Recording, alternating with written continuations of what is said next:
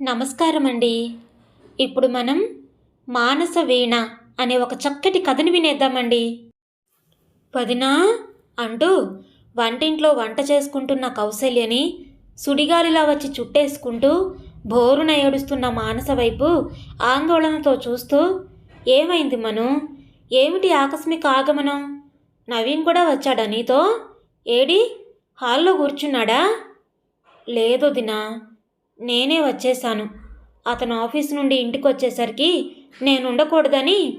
ఏమైంది మను? వచ్చేయడం ఏమిటి? ఏం జరిగింది అసలు? వదినా అంటూ ఒక్కసారిగా బావురుమంటూ ఏడవసాగింది మానస. వదినా, నవీన్తో కలిసి కాపురం చేయడం నా వల్ల కావడం లేదు. ఎంత మరిచిపోదామన్నా నాకు ఆ గౌతమ్ గుర్తొస్తున్నాడు దినా అంటూ బేలగా నిస్సహాయంగా కన్నీళ్లు పెడుతున్న ఆడబడుచు వైపు జాలిగా చూడసాగింది కౌసల్య. అసలేమైంది మను? ఏం చెప్పను వదినా. పెళ్ళై 3 నెలలైనా నేను అతనితో భార్యగా సంసారం చేయలేకపోతున్నాను. నాకు కొంచెం సమయం కావాలి నవీన్ అంటే సరే అన్నాడు. ఇద్దరం ఎవరి బెడ్రూమ్లలో వాళ్ళం పడుకుంటున్నాం అప్పటి నుండి. నిన్న రాత్రి నవీన్ తలనొప్పిగా ఉందని నుదుటికి కాస్త అమృతాంజనం రాయమని రిక్వెస్ట్ చేశాడు.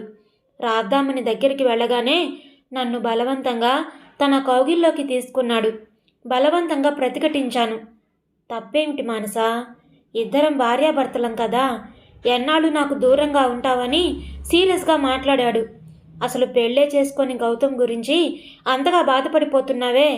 నిన్ను పెళ్లి చేసుకొని కూడా నీ నుండి ఏ ఆనందాన్ని ఇంతవరకు పొందని నేను ఎంతగా బాధపడాలి మానసా? నా గురించి నీ గౌతమ్ గురించి ఆలోచించిన దానిలో 10% ఆలోచించినా నా బాధ ఏమిటో నీకు అర్థమవుతుంది. అయినా ఎప్పుడో చనిపోయి తిరిగి రాని లోకానికి వెళ్ళిపోయిన గౌతమ్ మీద ఇంకా అంత ప్రేమేమిటని ప్రశ్నించాడు వదినా. అతనన్న మాటలు వేరే ఎవరైనా అనుంటే వాళ్ళ మొహం జన్మలో చూసేదాన్ని కాదు. మీ అందరి కోరికతో అతన్ని పెళ్లి చేసుకున్నాను. నా విషయం అంతా నవీన్కి మా పెళ్లికి ముందే చెప్పావు కదా వదినా. అన్నీ తెలిసి కూడా నవీన్ నన్ను అలా అనేసరికి తట్టుకోలేకపోతున్నాను వదినా. నవీన్ అన్న మాటలకి దుఃఖం వచ్చేసి నా బెడ్రూమ్లోకి వెళ్ళిపోయి తలుపేసుకొని రాత్రంతా ఏడుస్తూ కూర్చున్నాను. ఆఫీసుకు కూడా వెళ్ళలేకపోయాను. చచ్చిపోయిన గౌతమ్ మీద ఇంకా ప్రేమ ఏమిటంటాడా? గౌతమ్ మీద ప్రేమ నేను చచ్చే వరకు నాతో అలాగే ఉంటుందని, గౌతమే నా ఊపిరని అతనికి ఎలా అర్థమవుతుంది? మానసలా ఏడుస్తూ మాట్లాడుతుంటే కౌసల్య అచేతురాలైపోయింది. మానస మనసుని మార్చేదెలా? మానస కౌసల్యకి ఆడబడుచైనా మానసికంగా అంతకంటే ఎక్కువే. కౌసల్య శ్రీరామ్తో పెళ్ళయి అత్తవారింటికొచ్చిన 2 సంవత్సరాలకి అత్తగారు గుండెపోటుతో చనిపోయారు. అప్పటికి మానస ఇంజనీరింగ్ 2వ సంవత్సరం చదువుతుంది. భార్య ఆకస్మిక మరణానికి మామగారు బెంగతో కృంగిపోతే అల్లారు ముద్దుగా పెరుగుతున్న మానస తల్లి మరణానికి బెంగ పెట్టేసుకొని జ్వరంతో మంచానికి అంటుకుపోయింది. అప్పుడు కౌసల్య మానసిని దగ్గరుండి చాలా జాగ్రత్తగా చూసుకుంది. తల్లిలా దగ్గరికి తీసుకొని ఓదార్చింది. కౌసల్య అనుకువ మంచితనంతో ఆ ఇంటికి తిరిగి జీవకళొచ్చేలా చేసింది. మానస ఇంజనీరింగ్ పూర్తి చేయడం, ఒక మల్టీనేషనల్ కంపెనీలో క్యాంపస్ రిక్రూట్మెంట్లో ఇంజనీర్గా ఉద్యోగం వచ్చింది. మానసికి ఉద్యోగం వచ్చినప్పటి నుండి మామగారు కౌసల్యతో, చూడు కౌసల్య తల్లి, మానస ఉద్యోగంలో స్థిరపడిందిగా, ఇంక పెళ్లి సంబంధాలు చూసి మంచి అబ్బాయితో అమ్మాయికి 3 ముళ్ళు వేయిద్దాం. నేను కూడా సంబంధాలు వెతుకుతానని మామగారు అనగానే, అలాగే మామయ్య గారు, మన మానసికి కూడా ఒకసారి ఈ విషయం చెబుదాం. బాగా చదువుకుంది, మంచి ఉద్యోగంలో ఉంది. తనకి కూడా స్వతంత్ర అభిప్రాయాలు ఉంటాయి కదా. నేను మానస్తో మాట్లాడాక తన అభిష్టం తెలుసుకున్నాక సంబంధాలు చూద్దాం మామయ్య గారు అనగానే కోడలి మంచితనానికి ఆయన హృదయం ఉప్పొంగిపోయింది. ఇంటికి మంచి కోడలు రావడం పూర్వజన్మ సుకృతమే. అత్తగారు పోయినా బాధ్యతగా ఇంటి విషయాల్ని పట్టించుకుంటూ అందరినీ ఆప్యాయంగా అభిమానంగా చూసే కౌసల్య అంటే ఆ ఇంట్లో అందరికీ ఇష్టమే కాకుండా ఎంతో గౌరవం కూడా. మానసకైతే ఎప్పుడు వదిన నామస్మరణే. ఏ విషయాన్నైనా కానీ వదినతో పంచుకోకుండా ఉండలేదు. వదినా, నీ అర్ధమగుణ్ణి నేనే, నా తర్వాతే అన్నీ నీకు అని ఆటలు పట్టించే మానసంటే కౌసల్యకి మహాముద్దు. అన్నా తమ్ముళ్లే గాని చెల్లెళ్ళు లేని కౌసల్యకి మానస ఒక చిన్నారి చెల్లి. మామగారితో చెప్పినట్లుగా ఒకరోజు ఆదివారం సాయంకాలం డాబా మీద నీరెండలో చాప మీద కూర్చొని కౌసల్య సన్నజాజుల మాల కడుతుంది. కౌసల్య ఒడిలో పడుకొని మానస వదినతో ఏవో కబుర్లు చెబుతోంది. ఉన్నట్టుండి కౌసల్య మానసతో, మను, ఇంకెన్నాళ్ళు ఈ వదినతో ఇలా ఒళ్ళో పడుకుని కబుర్లు చెప్తావులే కానీ మామయ్య గారు నీకు మంచి సంబంధం చూసి త్వరలో పెళ్లి చేసేద్దామన్నారు. మీ అన్నయ్య కూడా దానికి ఓకే చెప్పారు. మ్యాట్రిమోనీలో చెల్లాయి వివరాలు రిజిస్టర్ చేస్తానన్నారు. మరి నీ రిక్వైర్మెంట్స్ ఏమిటి మను? నీకు ఎటువంటి వ్యక్తి కావాలి? నీ ఇష్టాలు అభిరుచులు లాంటివి ఉంటే చెబితే బాగుంటుంది కదా. వదిన ఒళ్ళో పడుకొని వదిన మాటలు వింటున్న మానస చటుక్కున లేచి సరిగా కూర్చుంది. వదిన, ఈ అవకాశం కోసమే చూస్తున్నాను. నాకు నేనుగా పెళ్లి చేసుకుంటానని చెప్పలేనుగా. నీతో ఒక విషయం ఈరోజే చెప్పేయాలనుకోవడం, అనుకోకుండా నువ్వే నా పెళ్లి టాపిక్ తేవడం భలే కోయిన్సిడెన్స్ వదిన. మా కొలీగ్, నా సీనియర్ అయిన గౌతమ్ నాకు ప్రపోజ్ చేశాడు. నో అనడానికి కారణాలు కనిపించలేదు. అతని చదువు, ఉద్యోగం, కులం, ఫ్యామిలీ బ్యాక్గ్రౌండ్ అన్నీ బాగున్నాయి వదిన. నాకు అతనంటే ఇష్టం ఏర్పడింది. అతని వ్యక్తిత్వం, అభిప్రాయాలు నన్ను ఇంప్రెస్ చేశాయి. నీకు, అన్నయ్యకి, నాన్నగారికి నచ్చితే అతన్ని వివాహం చేసుకోవాలని అనుకుంటున్నానని మానస చెప్పగానే కౌసల్య ఈ విషయం ఇంట్లోని వారికి చెప్పింది. అంతా వెళ్ళి గౌతమ్ తల్లిదండ్రుల్ని కలిసి పరస్పర అంగీకారానికి వచ్చారు. ఎంగేజ్మెంట్కి ముహూర్తం చూస్తున్నారు. ఈలోగా అనుకోకుండా గౌతమ్ని కంపెనీ ఒక వారం రోజుల పాటు ఆఫీస్ పని మీద సింగపూర్ పంపించింది. గౌతమ్ని క్షణం కూడా చూడకుండా ఉండలేని మానస దిగులు ముఖం పెట్టేసింది. మానస ముఖాన్నే తదేకంగా చూస్తూ, ఏయ్ మను, వారం రోజులు ఎంతసేపు గిర్రుమని తిరిగిపోతాయి. నేను వచ్చేశాక ఈ అల్లరి పిల్లతో నాకు ఎంగేజ్మెంట్ అంటే నాకే ఆశ్చర్యంగా ఉంది. నవ్వుతూ బోన్ వేసి చెప్పమ్మాయి. అన్నట్లు సింగపూర్ నుండి నీకేం కావాలి? Good idea. మన ఎంగేజ్మెంట్కి డైమండ్ రింగ్స్ తెస్తానంటూ సైజ్ కోసం మానస రింగు తీసుకున్నాడు. ఇక రేపే గౌతమ్ సింగపూర్ నుండి వచ్చేస్తాడని మానస హడావిడి పడుతుంది. గౌతమ్ తిరిగి వచ్చిన సరిగ్గా ఒక వారానికి ఇరువురు ఎంగేజ్మెంట్కి సన్నాహాలు చేస్తున్నారు. హఠాత్తుగా దారుణమైన వార్త విన్నారు. సింగపూర్ ఆఫీస్ నుండి హోటల్కి కారులో వస్తూ ఉండగా స్పీడ్ బ్రేకర్ దగ్గర కారు బ్రేక్ సరిగా పడకపోవడంతో కారు పల్టీ తిరిగిపోయి పేవ్మెంట్ని గుద్దేయడంతో గౌతమ్ అక్కడికక్కడే తలకి పెద్ద దెబ్బ తగిలి ప్రాణాన్ని కోల్పోయాడు. దారుణమైన విస్ఫోటకం. వార్త విన్న ప్రతి ఒక్కరూ కంటతడి పెట్టడమే. ఆఫీస్ యాజమాన్యం స్వయంగా వచ్చి గౌతమ్ తల్లిదండ్రులకి తమ సంతాపాన్ని తెలిపాయి. ఇక్కడ మానస పరిస్థితి దారుణం. స్పృహ తప్పిపోయింది.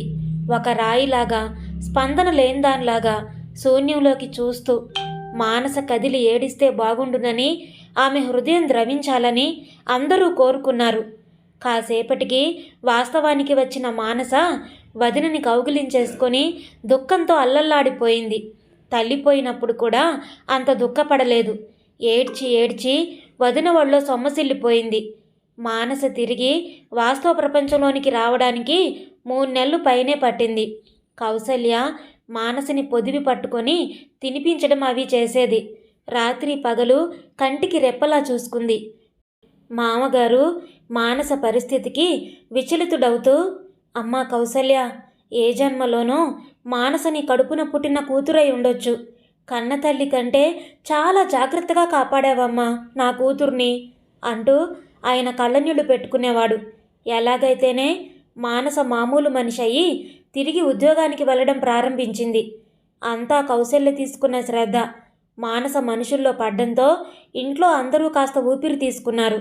కౌసల్య చిన్న తమ్ముడి వివాహం కుదిరిందని, పెళ్లికి ఒక 10 రోజుల ముందరే రావాలంటూ కౌసల్య తల్లిదండ్రి నుండి ఆహ్వానం వచ్చింది. మానసకి కాస్తంత మార్పు కూడా ఉంటుందని మానసిని కూడా పెళ్లికి తీసుకొని వెళ్ళింది కౌసల్య. అంతమంది మనుషులు హడావిడిని చూడగానే మానసలో నిజంగానే చైతన్యం వచ్చింది. అందరిలాగే తను కూడా చక్కగా తయారై పెళ్లిలో అటూ ఇటూ తిరగడం ఆరంభించింది. అసలే అందంగా ఆకర్షణీయంగా, చూడగానే మళ్ళీ చూడాలనే రూపంతో ఉండే మానస కౌసల్య పిన్ని కొడుకైన నవీన్ని ఆకర్షించింది. నవీన్ తనకి తాను మానసకి పరిచయం చేసుకొని తను హైదరాబాదులో పలానా కంపెనీకి బెంగళూరు నుండి రీసెంట్గా మారానని చెప్పాడు. కౌసల్యతో అతనికి బాగా చనువు కూడా. కౌసల్య అక్క అంటూ అభిమానంగా ఉంటాడు.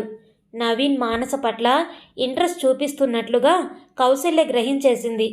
మనసులో చటుక్కున ఒక అందమైన ఆలోచన చోటు చేసుకుంది. మానసని ఎలాగైనా ఒప్పించి నవీన్తో పెళ్లి జరిపించాలని. మనసులో ఇది జరిగే పని అన్నట్టుగా పాజిటివ్ వైబ్రేషన్స్ వ్యాప్తి చెందడం ప్రారంభించాయి. నవీన్ అమ్మా నాన్నకి మానస గురించి చెప్పింది. మానస దగ్గరగా లేకుండా చూసి మానస గురించి నవీన్కి అంతా చెప్పింది. మానస పెళ్లి చేసుకుందామనుకున్న గౌతమ్ ఆకస్మిక మరణం గురించి కూడా చెప్పింది. అరే పాపం, అయినా జీవితంలో ఎన్నో అనుకుంటాం కౌసల్యక్క, కానీ అన్నీ నెరవేరాలని లేదుగా. విధిలిఖితం అంటే ఇదే. అయినా మానస ఎప్పుడు ఆ గతం గురించి ఆలోచించడం ఫూలిష్నెస్. తిరిగి తన జీవితాన్ని తను నిర్మించుకోవాలి. నేను మానసని వివాహం చేసుకోవాలనుకుంటున్నాను కౌసల్యక్క. తను నాకు చాలా నచ్చింది. మా ఇద్దరి పెళ్లి జరిపించే పూచి నీదేనంటూ ఎలాగూ నేను హైదరాబాద్ వస్తానుగా, మీ ఇంటికి వస్తానక్క. ఈ లోపల మానసిని పెళ్లికి ఒప్పించంటూ పదే పదే చెప్పి వెళ్ళాడు. కౌసల్యకి పట్టరాని ఆనందంగా ఉంది. మానసని నవీన్కిచ్చి వివాహం చేసేయాలని పెళ్లి నుండి తిరిగొచ్చాక మానసకి అనేక రకాలుగా చెప్పి చూసింది. మానస తను ప్రేమించిన గౌతమ్ని మరిచిపోలేనంది. ఇలాగే వ్యర్థంగా ఆలోచించడం సబబు కాదని, ప్రాప్తం లేని వాటి గురించి ఎన్నాళ్ళు ఆలోచిస్తూ జీవితాన్ని పాడు చేసుకుంటావని, వచ్చిన అదృష్టాన్ని కాదనకూడదని నచ్చజెప్పింది. నవీన్ చాలా మంచివాడని, నిన్ను అర్థం చేసుకుంటాడని చెప్పింది.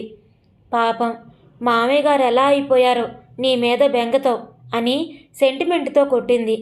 నువ్విలా విరాగిణ్లా అయిపోవడం మా మనసులకి ఆనందంగా లేదు మను అని బ్రతిమాలగా వివాహానికి సమ్మతించింది.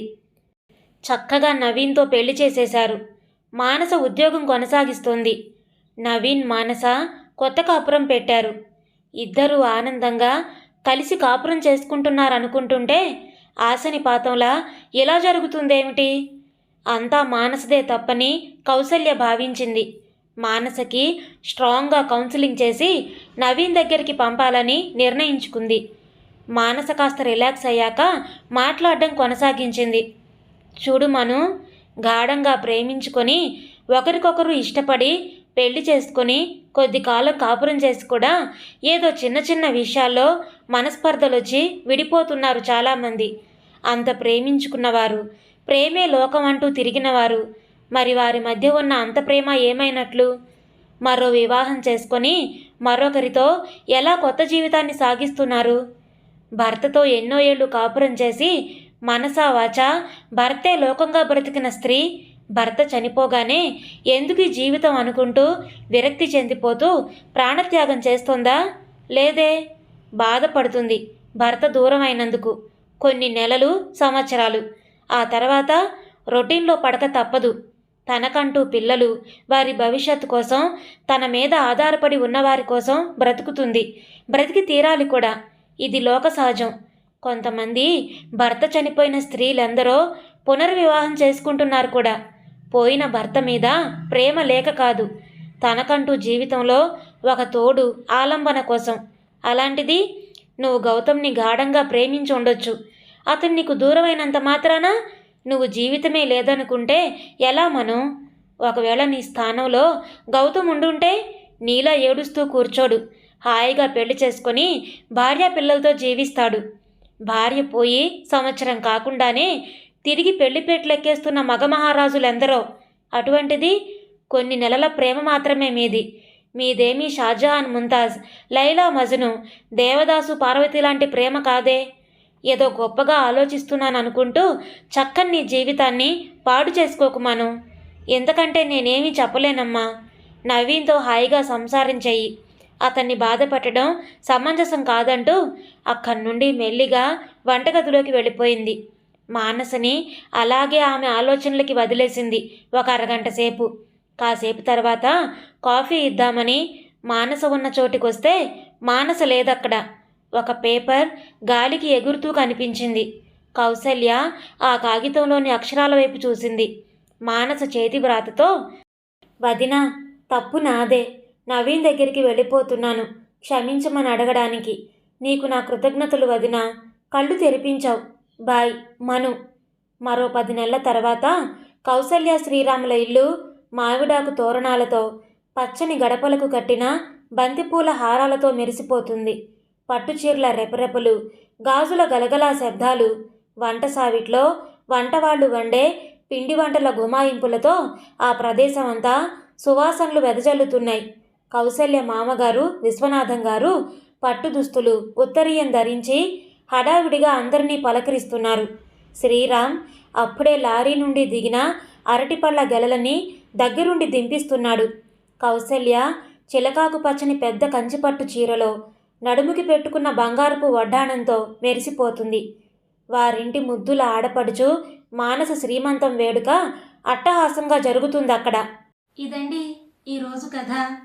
మీకు నచ్చిందా? నచ్చితే లైక్ చేయండి, షేర్ చేయండి. అలాగే మీ విలువైన అభిప్రాయాలను కామెంట్స్లో తప్పకుండా తెలియచేయండి. ఇలాంటి మరెన్నో మంచి మంచి కథలు వినడానికి మన ఛానల్ని తప్పకుండా సబ్స్క్రైబ్ చేసుకోండి. మరొక మంచి కథతో మళ్ళీ కలుద్దాం. అప్పటి వరకు ఉంటానండి.